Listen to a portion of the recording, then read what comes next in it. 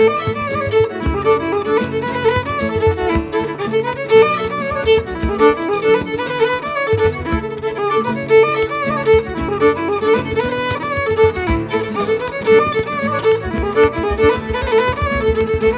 years back I had a call from the Canadian Embassy in London asking if I would play solo fiddle at a reception there.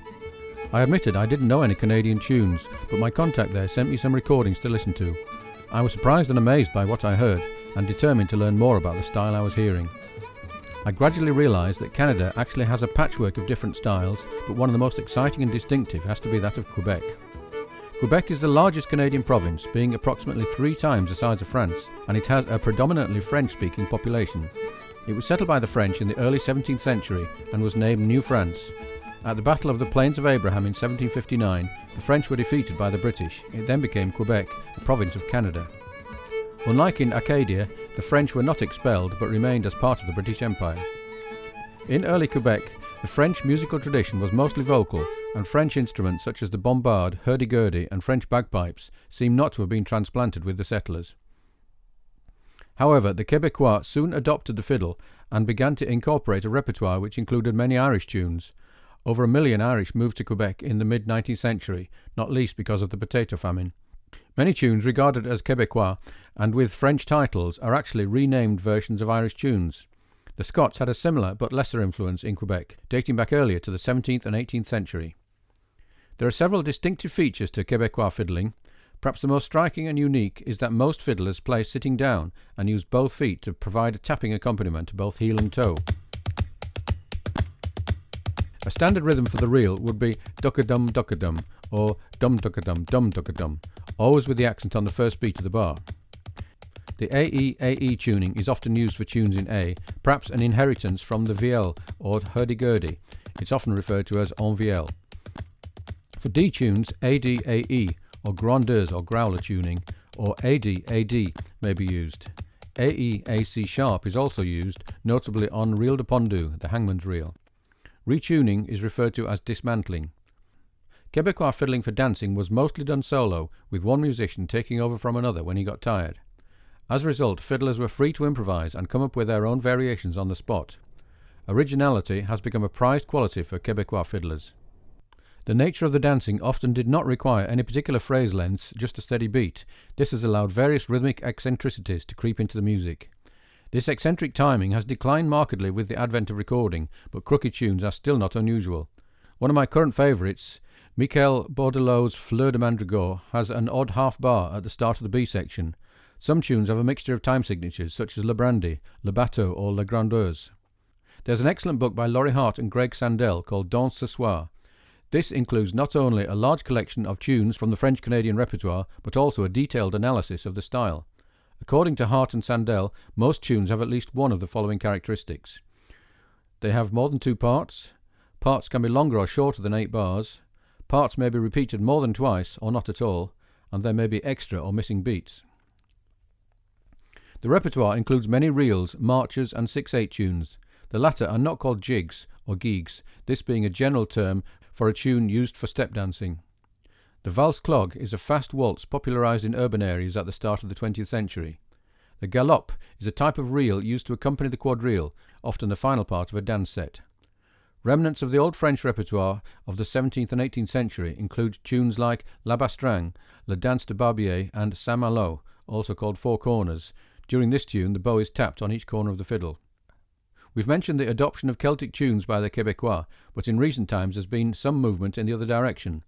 Real Beatrice, for example, has been recorded by Sharon Shannon, Luke Daniels and Phil Cunningham, while Fleur de Mandrago has been covered by Lunacer and the Scottish fiddler Gordon Gunn. Accompaniment for Quebecois tunes has developed over the years. The oldest music used just percussion from the feet.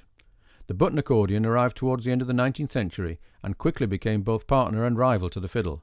The D-row diatonic button accordion is the preferred instrument.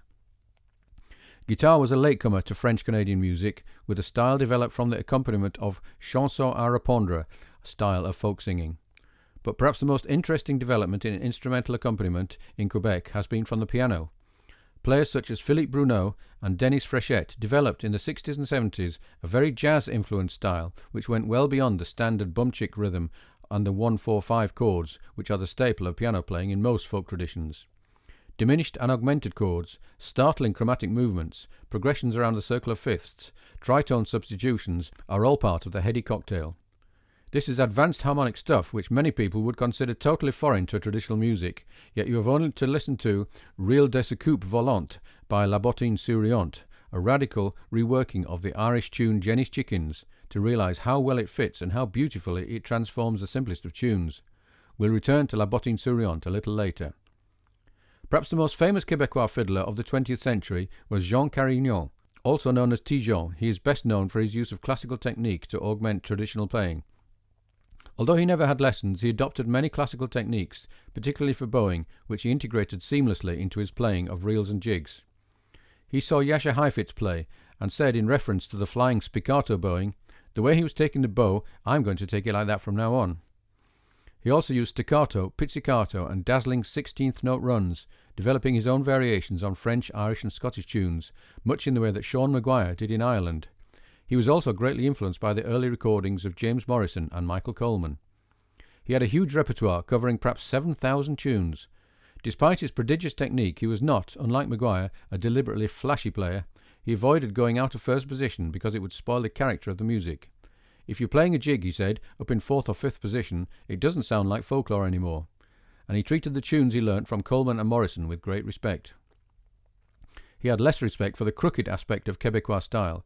He once referred to it as Irish music played badly. Inevitably, his playing raised the hackles of many traditionalists, considering his embellishments to be inaccurate and inappropriate. Nevertheless, he was widely revered.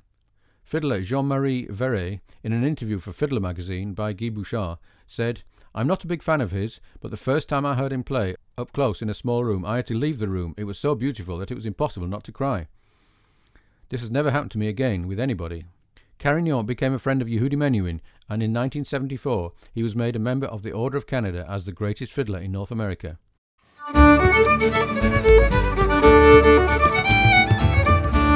Another famous Quebecois fiddler was Isidor Soucy. Born in 1899, he was around at the start of the recording industry, and by the 1930s was a star due to his many radio appearances. He was known for his work on the nostalgic variety show Vieille de Bon Vieux Temps. He eventually formed a family band, Family Soucy. He had a TV show in the 60s, and in his lifetime recorded over 1,200 tunes. The Magdalen Islands are a tiny archipelago in the Gulf of St. Lawrence, which maintains strong Acadian links, celebrated by the group Vichtin. The band features the excellent Pascal Muse on fiddle. Other Quebecois fiddlers to listen to include Pascal Gemme, André Alain, Edouard Richard, Yvon Mimot, Eric Favreau, Mario Laundry, and Jules and Jean-Marie Verray.